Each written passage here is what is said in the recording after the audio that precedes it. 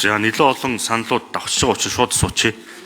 Орчлоггүйгээр төрийн өмчийн хувьцаат компаниудын зардлыг 15% бууруулад бүтээмжийг 30% нэмэгдүүлнэ гэсэн байна. Яг яаж? 1 жилийн дотор. Бид зөвхөн 1 жилийн хөтөлбөр ярьж байгаа ш 2026 оны. За энэ дээр байгаа биднэрт өгсөн тараасан материалын 3.5-1 дээр нүүрс хийм, кокс хиймийн цогцлборыг ашиглалтанд оруулах гэсэн байна. Оруулах шүү.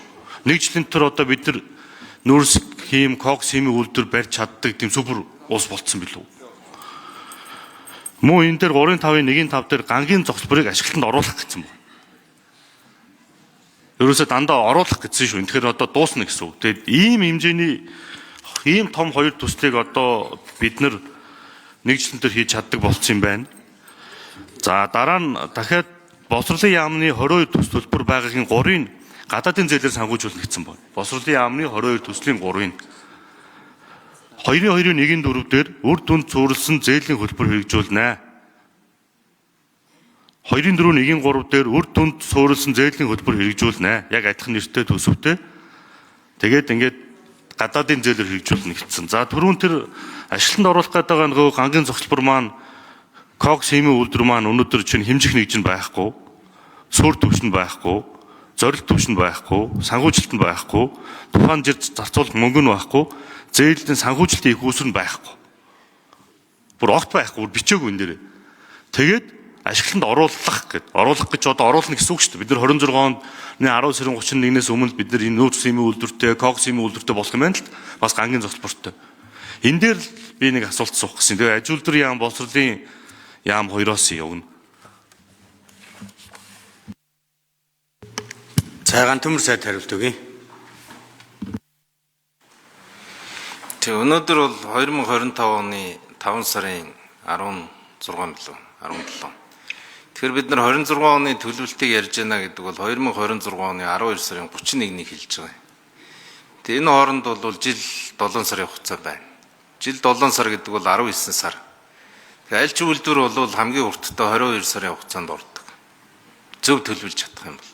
Тийм учраас энэ коксын үйлдвэр бол орноо. Орохгүйгээр бид нар энэ утааны асуудал шийдэж чадахгүй. Энийг бол хүчээр оруулна. Бид нар гангийн үйлдвэр оруулнаа. Орохгүй бол бид нар энэ 150 мянган айлын орон сууцны үндэсний хөтөлбөр ажил болохгүй.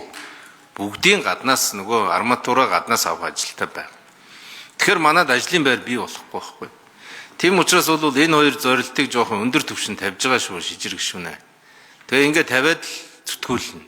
Энэ зундаа эзэнтэй болох тухай асуудал байна. Энэ намар гэхэд тодорхой болох. Жишээлбэл одоо зэс айлах үйлдвэрийг ч гэсэн бид нар энэ жилдээ багтаага хөдөлгөх. Одоо 3 том төсөл байна. Кокс хиймийн төсөл байна. Зэсийн үйлдвэр байна. Гангийн үйлдвэр байна. Энэ дээр одоо нэгнийгээ хардас сэрдэлгүйгээр нээлттэй зарлаад олон улсын багийг гадны хөрөнгө оруулалтад оруулж ирэх л асуудал. Тогтвортой байдлыг бид нар амлах л асуудал. Тэгээ яванда гангийн үйлдвэр нь дархны үйлдвэр рүү шилжих, зэсийн үйлдвэр нь Эрдэнэтийн бүрэн мэдэлд очих. Нөгөө кокс хиймийн үйлдвэр нь Эрдэнэс 5-7, Эрдэнэс MGL-ийн мэдэлд очих. Ерөөсө зураг нь бол энэ. Тийм учраас энэ гурав дээр бол тийм тезүү нь бол бүгд хийгдэж байгаа, эцэслэгдэж байгаа ийм төслүүд учраас би бол дуусгах гэдэг зорилго тавих нь бол одоо хэрвээ коксын үйлдвэрээ бид нар дуусгах чадахгүй бол тэгээд утаа хэвээрээ. Тэгвэл бид ард түмний нүрийг яаж харах юм? Ард түмний өмнө очих ирэхгүй бол. Тийм учраас бол энийг бол зайлшгүй шахаж тал талаасаа өвчөө гаргаад явах нь зөвөө гэж харж байна.